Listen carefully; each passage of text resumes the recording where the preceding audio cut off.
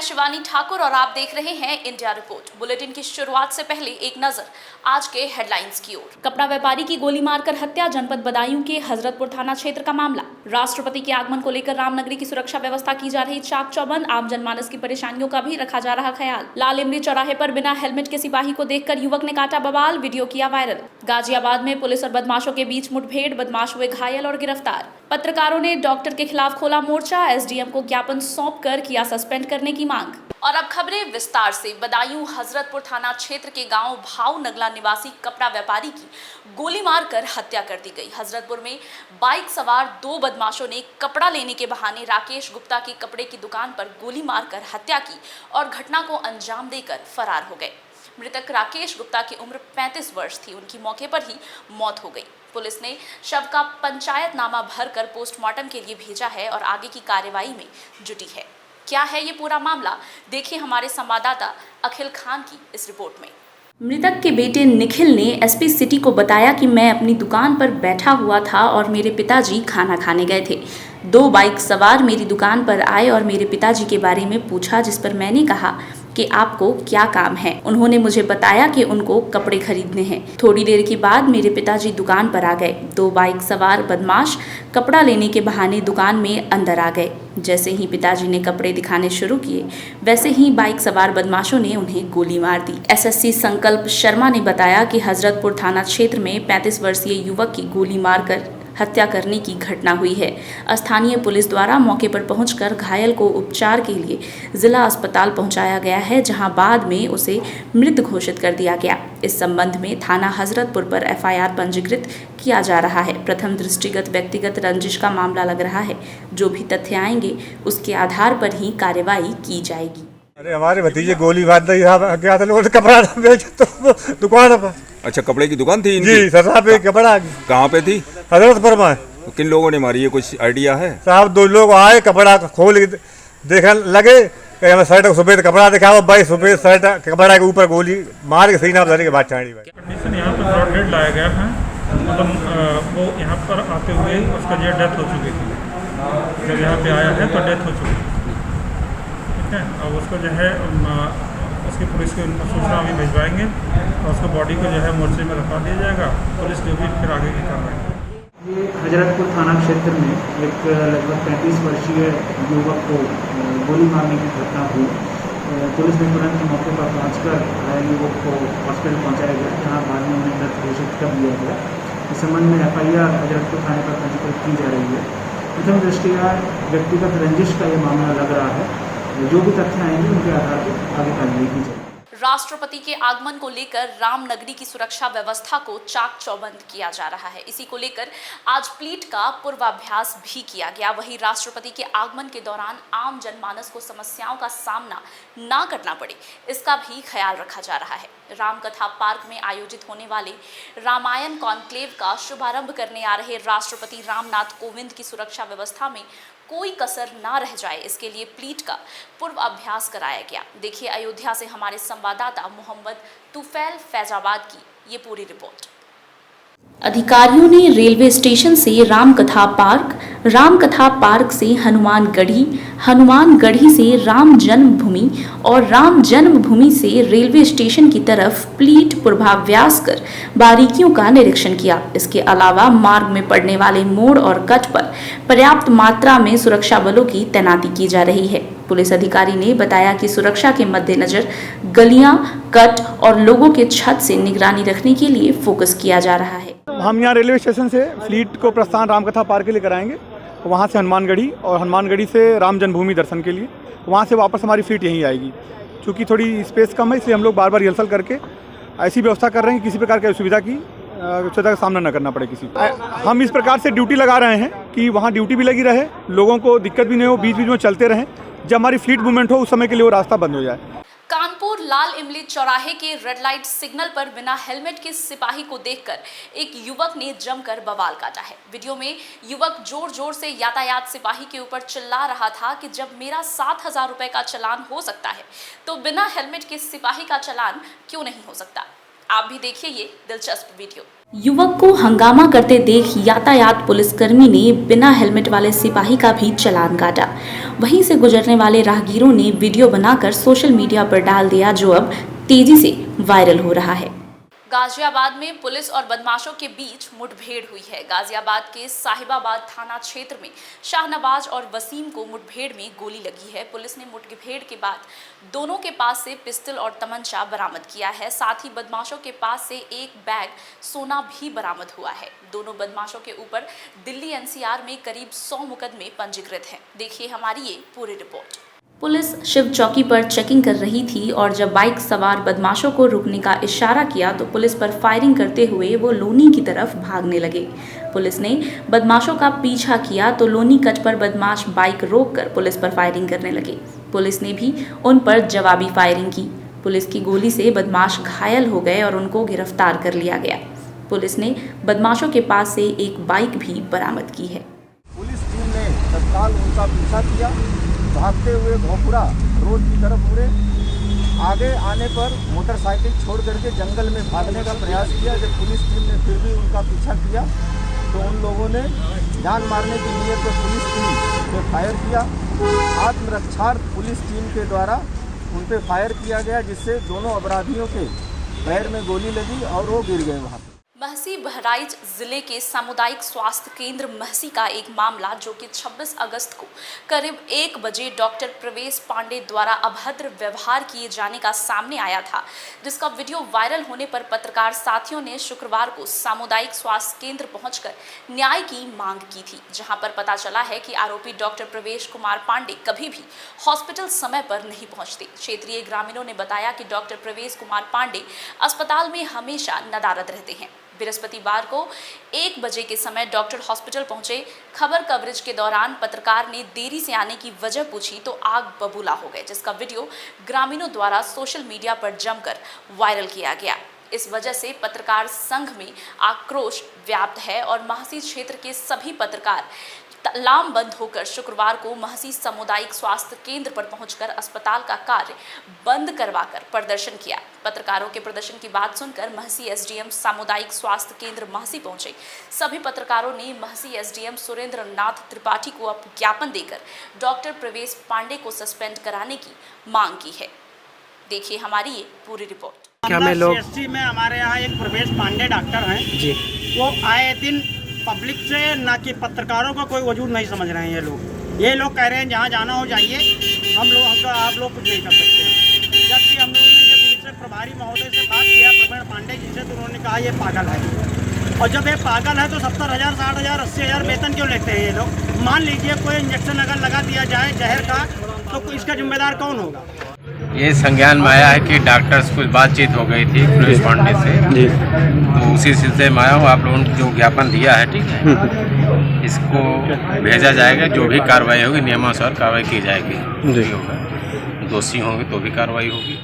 पलवल शहर थाना क्षेत्र अंतर्गत दुष्कर्म और जानलेवा हमला करने के मामले में एक आरोपी को पकड़ने गई पुलिस टीम के साथ मारपीट कर सरकारी कार्य में बाधा पहुंचाने और अपने बचाव में गले और पैर पर ब्लेड से हमला करने वाले आरोपी को पुलिस ने गिरफ्तार कर लिया है। पुलिस का कहना है कि आरोपी के अन्य सभी साथी अभी पुलिस गिरफ्त से फरार चल रहे हैं, उन्हें भी जल्द ही गिरफ्तार कर लिया जाएगा। देखिए पलवल से प्रवीण आहूजा की ये पूरी रिपोर्ट। जांच अधिकारी रामजीवन ने बताया कि वो अपनी टीम के साथ परशुराम कॉलोनी निवासी प्रवीण के घर दबिश देने गए थे। प्रवीण के खिलाफ चांदहट थाने में अवैध हथियार रखने, मारपीट, दुष्कर्म और जानलेवा हमला करने का मामला दर्ज है। पुलिस टीम जैसे ही प्रवीण के घर पहुंची और दरवाजा खटखटाया तो प्रवीण की मां किरणवती और बहन रचना ने दरवाजा खोला। पुलिस को देखते ही उन्होंने गाली गलौज शुरू कर दी। प्रवीण को जैसे ही पुलिस की भनक लगी तो उसने अंदर से दरवाजा बंद कर लिया। पुलिस ने बार बार दरवाजा खुलवाने का आग्रह किया तो किरणवती और रचना ने मारपीट शुरू कर दी। प्रवीण भी अपना दरवाजा खोलकर लाठी लेकर पुलिस टीम पर हमला कर दिया और भागकर दूसरे कमरे के अंदर जाकर दरवाजा अंदर से बंद कर लिया। उसी दौरान गिरफ्तारी से बचने के लिए प्रवीण ने अंदर कमरे में ब्लेड से अपनी गर्दन और पैरों पर हमला किया, जिसके बारे में उच्च अधिकारियों को सूचित कर पुलिस बल मौके पर बुलाए गए और अंदर से प्रवीण को बाहर निकालकर उपचार के लिए सिविल अस्पताल लाया गया, जहां से चिकित्सकों ने प्राथमिक उपचार के बाद प्रवीण को सफदरजंग अस्पताल के लिए रेफर कर दिया। इस संबंध में पुलिस ने शहर थाने में आरोपी प्रवीण और उसकी मां किरणवती और बहन रचना के खिलाफ अलग अलग धाराओं में मामला दर्ज कराया और आरोपी की हालत ठीक होने पर उसे गिरफ्तार कर गहन पूछताछ के लिए अदालत में पेश करके 2 दिन के पुलिस रिमांड पर लिया। पुलिस ने रिमांड अवधि समाप्त होने पर आरोपी को अदालत में पेश किया, जहां से उसे जेल भेज दिया गया है। पुलिस का कहना है कि आरोपी के अन्य साथी अभी भी पुलिस के गिरफ्त से फरार चल रहे हैं और उन्हें भी जल्द ही गिरफ्तार कर लिया जाएगा। इसने गोली चला रखी, 3 सात कर रखी है और 3 से 76 भी कर रखी है। अब दोनों मुकदमे पेश कर रहे थे। आपको रिमांड पे था क्या? पहले रिमांड पर था 3 साल में, कट्टा रिकवरी का। कितने दिन के रिमांड पे था? 2 दिन का रिमांड था। हाँ, इसकी गले में जो चोट लगी हुई है, कैसे लगी है? ये अपना बचाव करने के लिए अपना अभी खुद सुसाइड करने की कोशिश कर रहा था, ब्लेड मार। ये कितने दिन पहले की बात है? ये 3 दिन पहले बात है। बिजनौर के गांव मंगलखेड़ा में घरेलू विवाद के चलते ससुराल वालों ने अपनी ही बहू की गला दबाकर हत्या कर दी है। पुलिस ने 3 अभियुक्तों को गिरफ्तार किया है। देखिए बिजनौर से हमारे संवाददाता सलमान बिजनौर की ये पूरी रिपोर्ट। आपको बता दें, जनपद बिजनौर के थाना स्योहरा क्षेत्र गांव मंगलखेड़ा निवासी सलमान ने अपने ही मोहल्ले की निवासी मर्जीना से 4 महीने पहले शादी की थी, जिसमें सलमान और उसके पिता शरीफ और माता सबनम द्वारा घरेलू विवाद के चलते मर्जीना की गला दबाकर हत्या कर दी गई थी। मृतका के परिजनों द्वारा पुलिस को सूचना दी गई। एसपी पूर्वी श्रीराम अर्ज ने बताया कि स्थानीय पुलिस द्वारा अभियुक्त सलमान और उसके पिता शरीफ और माता सबनम को हिरासत में लेकर पूछताछ की जा रही है और शव का पंचायतनामा भरकर पोस्टमार्टम के लिए जिला अस्पताल बिजनौर भिजवा दिया गया है। मृतका के परिजनों के तहरीर के आधार पर मुकदमा पंजीकृत कर अन्य विधि कार्रवाई की जा रही है। आज प्रातः सूचना प्राप्त हुई कि मंगलखेड़ा गांव जो थाना सिवारा में पड़ता है, वहां एक औरत की उसके ससुराली जनों द्वारा जो है गला दबाकर हत्या कर दी गई। इस सूचना पर थानाध्यक्ष सिवारा, क्षेत्राधिकारी धामपुर और मेरे द्वारा घटनास्थल का निरीक्षण किया गया। मृतका के भाई अरशद की तहरीर पर उसके पति, सास एवं ससुर के विरुद्ध जो है दहेज हत्या एवं अन्य सुसंगत धाराओं में अभियोग पंजीकृत किया गया है। विगत दिनों शुजालपुर के नरोला में हुए नाबालिग किशोरी के साथ 3 वर्ग विशेष के युवकों के द्वारा जो जघन्य अपराध किया गया है, उसके विरोध में फूलमाली समाज और सर्व हिंदू संगठनों के द्वारा राज्यपाल, गृह मंत्री और मुख्यमंत्री के नाम ज्ञापन सौंपा गया। देखिए हमारे संवाददाता ML राठौर की ये पूरी रिपोर्ट। फांसी दो, फांसी दो, हत्यारों को फांसी दो, फांसी दो, फांसी दो, हत्यारों को फांसी दो। उसका नाम शर्मिंदा है, उसका नाम शर्मिंदा है। सोयत कला के फूलमाली समाज और सभी हिंदू संगठन के लोगों के द्वारा विगत 3 दिन पहले शुजालपुर थाना के अंतर्गत नरोला गांव में नाबालिग युवती के साथ जो घटना घटित की गई, उसके विरोध में आज रैली निकालकर महामहिम राज्यपाल के नाम तहसीलदार बी के मकावना को ज्ञापन सौंपकर मांग की गई है कि जो 17 वर्षीय नाबालिग युवती के साथ में वर्ग विशेष के लोगों ने जो कृत्य कर हत्या की है, उसे फूलमाली समाज कभी बर्दाश्त नहीं करेगा। अगर दोषियों के खिलाफ उचित और कड़ी कार्रवाई नहीं होगी तो फूलमाली समाज पूरे प्रदेश में आंदोलन करेगा। उन्होंने शासन से मांग करते हुए कहा कि अगर दोषियों पर फास्ट ट्रैक कोर्ट में मुकदमा दर्ज कराकर जल्द से जल्द फांसी की सजा दी जाए, क्योंकि उनके द्वारा बहुत ही जघन्य अपराध किया गया है। उज्जैन जिले के महिदपुर विधानसभा क्षेत्र की कुछ ऐसी तस्वीरें सामने आई हैं जिसमें कट्टरपंथी कुछ लोगों का क्रूर चेहरा सोशल मीडिया पर वायरल हो रहा है। वीडियो में उज्जैन जिले के देहात क्षेत्र में जबरदस्ती जय श्री राम के नारे लगवाए जा रहे हैं और कबाड़ का काम करने वाले को दोबारा गांव में ना आने की धमकी भी दी जा रही है। हालांकि मामले को लेकर पुलिस ने कहा है कि जल्द होगी गिरफ्तारी। बताते हैं कि मुहर्रम पर्व पर उज्जैन की गीता कॉलोनी में देश विरोधी नारेबाजी के बाद प्रदेश का माहौल खराब करने वाली घटनाएं बढ़ गई हैं। अब उज्जैन में एक नया वीडियो सामने आने के बाद सकते में प्रशासन इस वीडियो में कुछ युवक को एक कबाड़ी वाले से जबरन जय श्री राम का नारा लगाते हुए देखा जा रहा है। पुलिस मामले की जांच में जुट गई है।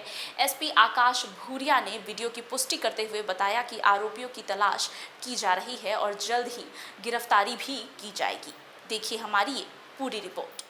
जय श्री राम, जय श्री राम, जय श्री राम बोल। जय श्री राम बोलने में क्या है? बोलना पड़ेगा। तूने गाँव, हमारे गांव में किसको इजाजत दी? तूने गांव में कुछ नहीं दी। बोल जय श्री राम। चलो ठीक है, ठीक है। बोल के जय श्री राम, बस जय श्री राम, जय श्री राम, बस ठीक है। खुश अब तो। चलिए आपको बताते हैं कि आखिर क्या है पूरा मामला। घटना उज्जैन जिले से 60 किलोमीटर झारडा थाना क्षेत्र के सेगली गांव से लेकर पिपलिया घुमा फटे तक की है, जो वीडियो में दिखाई दे रहा है। दरअसल महिदपुर केसरपुरा निवासी अब्दुल रसीद रोजमर्रा की तरह 2 वक्त की रोजी रोटी के लिए अपनी गाड़ी लेकर गाँव में कबाड़ा खरीदने के लिए निकले थे। तभी हिटलर शाही का रुख अख्तियार करते हुए कुछ लोगों ने अब्दुल रसीद से पहले तो सारा कबाड़ छीनकर सड़कों पर फेंक दिया और फिर धमकी देते हुए कहा कि गांव में घुसने की तेरी हिम्मत कैसे हो गई, और फिर धर्म के नाम पर जय श्री राम के नारे लगवाने को उन्हें मजबूर किया।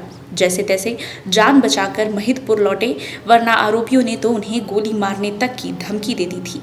और जब इन्होंने ये आपबीती अपने परिजनों को बताई तो परिजनों के साथ साथ अल्पसंख्यकों का गुस्सा फूट पड़ा और इस तरह की क्रूरता करने वाले लोगों के ऊपर कार्रवाई और गिरफ्तारी को लेकर झारडा थाने का घेराव किया। मौके पर पहुंचे एडिशनल एसपी आकाश भूरिया, एसडीओपी आर.के. राय ने मोर्चा संभालकर एफआईआर दर्ज की और वही आरोपियों की गिरफ्तारी के लिए खुद एसडीओपी आर.के. राय थाना प्रभारी दल के साथ रवाना हुए। तब कहीं जाकर लोगों का गुस्सा शांत हुआ।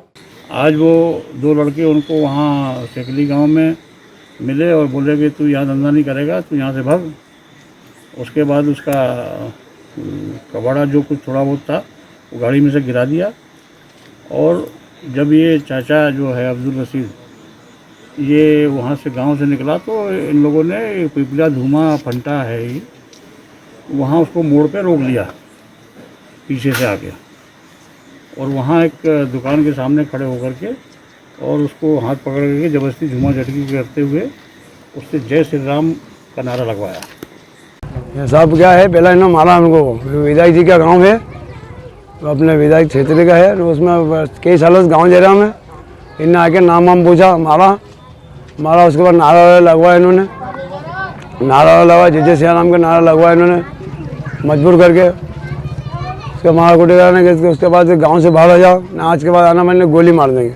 बहराइच के तहसील मोतीपुर में घाघरा की तबाही के विकराल रूप ने लोगों की मुश्किलें बढ़ा रखी है। पिछले कई दिनों से हो रही भारी बारिश से एक बार फिर से घाघरा का जल स्तर बढ़ गया है, जिसके कारण सुजौली थाना क्षेत्र के 2 दर्जन से अधिक गांव बाढ़ की चपेट में हैं। इन गांव के लोग सरकारी स्कूल, पंचायत भवन और अन्य सुरक्षित स्थानों पर पलायन कर रहे हैं।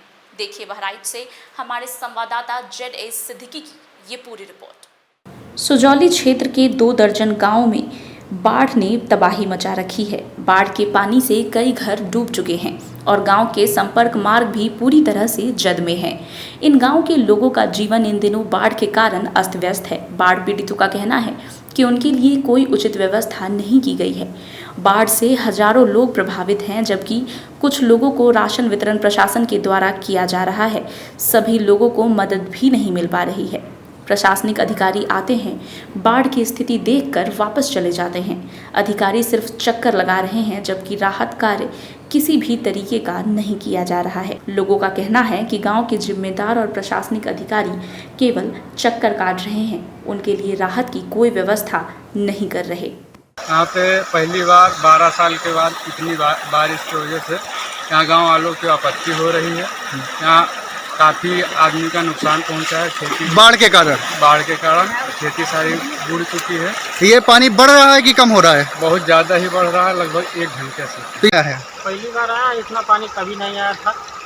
ये ग्राम सभा बड़खरिया आनंद नगर में पहली बार इतना पानी आया है और 2 घंटे के अंदर इतना पानी बढ़ा हुआ है। इंडिया रिपोर्ट में मेरे साथ बस इतना ही। आगे के अपडेट्स के लिए बने रहिए हमारे साथ।